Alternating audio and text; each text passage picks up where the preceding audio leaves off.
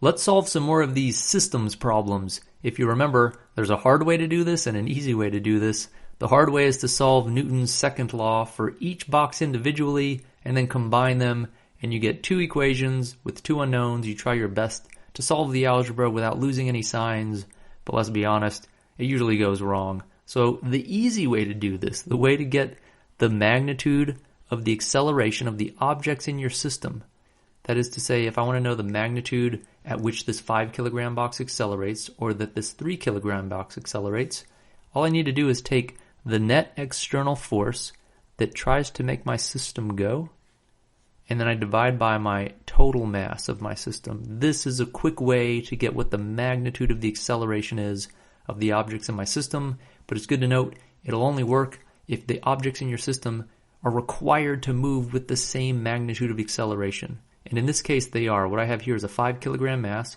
tied to a rope, and that rope passes over a pulley, pulls over, and connects to this 3 kilogram mass so that if this 5 kilogram mass has some acceleration downward, this 3 kilogram mass has to be accelerating upward at the same rate. Otherwise, this rope would break or snap or stretch, and we're assuming that that doesn't happen. So this rope is the condition that requires, the fact that this rope doesn't break is what allows us to say that the system is just a single big total mass with external forces exerted on it. So how would we solve this? I'd just say that, well, what are the external forces? Keep in mind, external forces are forces that are exerted on the objects in our system from objects outside of our system. So one external force would just be the force of gravity on this 5 kilogram mass. So I'm going to have a force of gravity this way, and that force of gravity is just going to be equal to 5 kilograms times 9.8 meters per second squared, because that's how we find the force of gravity. Should I make it positive or negative? Well, this 5 kilogram is going to be the one that's pulling downward. So if the question is, I hold these masses and I let go, what's the acceleration? This 5 kilogram mass is going to accelerate downward. It's going to drive the system forward. That's the force making the system go. So I'm going to make that a positive force. And then I figure out, are there any other forces making this system go? No, there are not. You might say, well, what about this tension over here? Isn't the tension on this 3 kilogram mass, isn't that tension making this system go? Not really, because that's an internal force exerted between the objects in our system, and internal forces are always opposed by another internal force. This tension will be pulling the 3 kilogram, trying to make it move, but it opposes the motion of the 5 kilogram mass. And if we think of this 3 plus 5 kilogram mass as a single object, these end up just canceling on our single object that we're viewing as one big 8 kilogram mass. So those are internal forces. We don't include them. They're not part of this trick. We have to figure out what other forces would try to make this system go or prevent it from moving. Another force that tries to prevent it from moving is the force of gravity on the 3 kilogram mass. Or one force that tries to prevent the system from moving would be this force of gravity. How big is that? That's 3 kilograms times 9.8 meters per second squared. And that's trying to prevent the system from moving. This 5 kilogram mass is accelerating downward, and this force is in the opposite direction of motion. That trips people out sometimes. They're like, I don't understand. They're both pointing down. Shouldn't they have the same sign? They would when we're using Newton's second law the way we usually use it, but when we're using this trick, what we're concerned with are forces in the direction of motion. This is an easy way to figure it out. Forces in the direction of motion we're going to call positive. And any forces opposite the direction of motion we're going to call negative. So forces that propel the system forward, we'll just call that the positive direction. Forces that resist the motion, we're just going to call that the negative direction. And since this is on this side of the motion of the system, everything in this system is going this way. The 3 kilogram mass goes up, the string over here goes up, the string up here goes to the right, the string right here goes down, the 5 kilogram mass goes down. Because all the motion in the system is this way, we define that way as positive, but this force of gravity on the 3 kilogram mass is the opposite direction. It's opposing the motion of the system. It's preventing the system from accelerating as fast as it would have. That's why we subtract it. And now we just divide by the total mass, and the total mass is just 5 plus 3 is going to be 8 kilograms, and I get the acceleration of my system. So if I just add this up, I get 2.45 meters per second squared.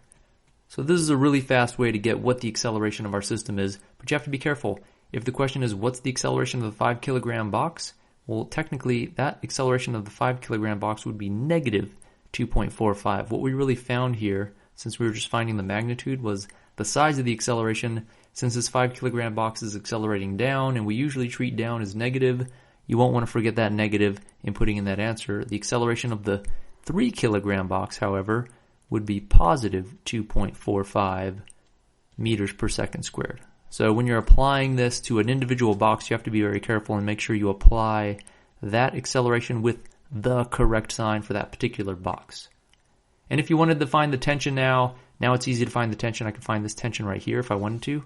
If the next step was find the tension in the string connected to the boxes, now I can just use Newton's second law, but the way we always use it. I'm done with the trick. The trick is just a way to get the magnitude of the acceleration. Now that I have that, I'm done treating it as a system or a single object. I'll look at this single 5 kilogram mass all alone, and I'll say that the acceleration of the 5 kilogram mass, which is Newton's second law, is going to equal the net force on the 5 kilogram mass divided by the mass of the 5 kilogram mass. I know the acceleration of the 5 kilogram mass, but if I'm going to treat up as positive now, I got to plug this acceleration in with a negative sign. So negative 2.45 meters per second squared is going to equal the net force on the 5 kilogram mass. I've got tension up. And you might be like, wait, we said that was an internal force. It was an internal force, and we didn't include it up here, but we're doing the old rules now. Normal, second law in the vertical direction. So I use vertical forces, and if they're upward, I'm going to treat them as positive. And if they're downward, like this 5 times 9.8, I'm going to treat it as a negative because it points down. 5 times 9.8 meters per second squared. And I divide by the 5 kilogram mass because that's the box I'm analyzing. I'm not analyzing the whole system. I'm just analyzing the 5 kilogram box now. And I can solve and I can get my tension. The alternate way to do this would be to say, all right, let's just treat down as positive for this 5 kilogram mass. I'd then plug my acceleration in as positive, and I'd plug my force of gravity in positive. Then my tension would be negative. I'd get the same value. Now here I'm just solving for the magnitude of the tension anyway. So if I solve this, if I plug this into the calculator and solve for tension, I'm going to get 36.75 newtons, which is less than the force of gravity, which it has to be, because if the tension was greater than the force of gravity, this 5 kilogram mass would accelerate up. We know that doesn't happen. The tension's got to be less than the force of gravity so that this 5 kilogram mass can accelerate downward. So that's a quick way to solve for the magnitude of the acceleration of the system by treating it as a single object. We're saying that if it's a single object or thought of as a single object, which we can do because these are required to have the same acceleration or same magnitude of the acceleration, then if we're treating it like a single object, only external forces matter, and those external forces that make the system go are going to accelerate the system, and those external forces that resist the motion are trying to reduce the acceleration, and we divide by the total mass of the system that we're treating as one object, and we get the acceleration.